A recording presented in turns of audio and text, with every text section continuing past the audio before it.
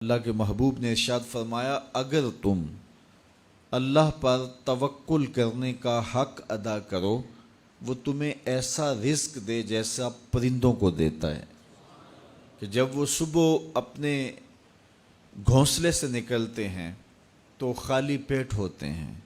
انسان کو تو پتہ ہے کہ میں نے کمائی کے فلاں اڈے پہ جانا ہے، دکان پہ بیٹھنا ہے، فیکٹری میں جانا ہے، فلاں جگہ مزدوری کرنی ہے، لیکن ان کو کچھ پتہ نہیں ہوتا کہ ہم نے کہاں جانا ہے۔ جب صبح نکلتے ہیں تو خالی پیٹ ہوتے ہیں اور جب واپس شام کو پلٹتے ہیں تو ان کے پیٹ بھرے ہوئے ہوتے ہیں۔ پھر جس کی جو ضرورت ہے اللہ اس کو وہ نصیب کرتا ہے۔ سارے پرندے ایک جیسی غذا نہیں لیتے، اسی طرح مختلف جو اللہ تعالیٰ نے مخلوقات پیدا کی ہیں ان سب کی اغذیہ ایک جیسی نہیں ہے۔ کچھ پرندے کچھ کھاتے ہیں، کچھ کھاتے ہیں، اللہ سب کو ان کی ضرورت باہم پہنچاتا ہے۔ بلکہ میں کہا کرتا ہوں یہ جو ہنس ہے یہ دنیا کے اندر لاکھوں کی تعداد میں، کروڑوں کی تعداد میں پائے جاتے ہیں، اور یہ سچے موتی کھاتے ہیں، اور ہم اگر کسی دوائی میں استعمال کرنے کے لیے ہمیں مطلوب ہوں تو ہزاروں لاکھوں روپے دے کے ہم کسی سے لیں تو پھر بھی بعض کا یقین نہیں ہوتا کہ یہ خالص ہیں یا ناخالص ہیں، لیکن اس جانور کو اپنے پیٹ بھرنے کے لیے یہ موتی روزانہ صبح و شام چاہیے ہوتے ہیں، اور ایک جانور نہیں، دنیا کے اوپر کروڑوں ہیں، میرا رب ہر روز ہر ایک کی ضرورت کو پورا فرماتا ہے۔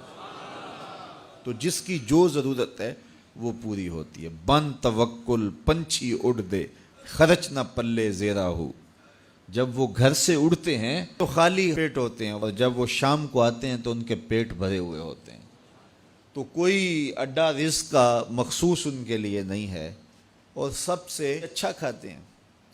وہ جو امرود کا باغ ہوتا ہے اس میں اگر آپ دیکھنا ہو کہ سب سے اچھا میٹھا امرود کون سا ہے تو وہ ہوگا جس کو طوطے نے چونچ لگائی ہو، کیونکہ یہ سب سے اچھا پھل پورے باغ میں، ایک نہ ہوتا ہے ایکسپورٹ کوالٹی، یہ اس سے بھی بہتر کوالٹی لیتا ہے۔ تو اللہ تعالیٰ نے اس کے لیے سب سے اچھا رکھا ہوا ہے، تو اللہ نے یہ انتظام کیا ہوا ہے۔ تو فرمایا میرے حضور نے، اگر تم اللہ پر توکل کرنے کا جو حق ہے اس کو ادا کر دو تو وہ تمہیں بھی ایسے ہی رزق عطا کرے جیسے پرندوں کو رزق عطا کرتا ہے، اگر توکل تمہیں نصیب ہو جائے۔ حضرت رابعہ بصریہ کہ ہاں مہمان آئے تو خادمہ نے کہا مہمان آئے ہیں تو ان کے لیے کیا کیا جائے، کہا انہیں کھانا کھلاؤ۔ تو کہا کہ صرف ایک روٹی پڑی ہوئی ہے، تو مہمان 4-5 ہے، کم از کم 8-10 روٹیاں چاہیے۔ تو فرمایا اچھا اس روٹی کو اللہ کی راہ میں خیرات کر دو، تو خیرات کر دیا گیا۔ تھوڑی دیر کے بعد دروازے پہ دستک ہوئی، من الباب، دروازے پہ کون ہے؟ کہا فلاں کا فرستادہ غلام ہوں، میرے آقا نے آپ کے لیے کھانا بھیجا ہے۔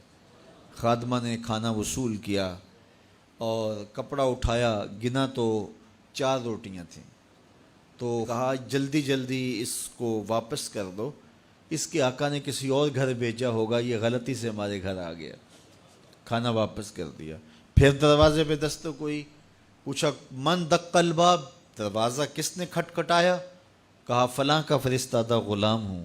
خادمہ نے کھانا وصول کیا، حضرت رابعہ نے کپڑا اٹھایا تو گنا تو 6 روٹیاں تھیں، کہا اس کے آقا نے کسی اور ہاں بھیجا ہوگا، یہ غلطی سے ہمارے گھر آ گیا۔ کھانا واپس کر دیا۔ پھر دروازے پہ دستک ہوئی تو پوچھا دروازے پہ کون ہے؟ کہا فلاں آقا کا بھیجا ہوا غلام ہوں، اور انہوں نے کہا یہ کھانا حضرت رابعہ کو دے کے آنا ہے۔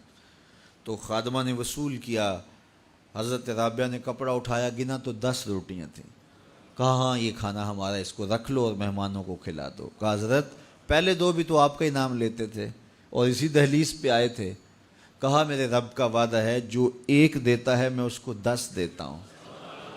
تو پہلے 4 روٹیاں تھی، پھر 6 روٹیاں تھی، میں نے کہا مالک 10 دے گا تو تیری بندی وصول کرے گی۔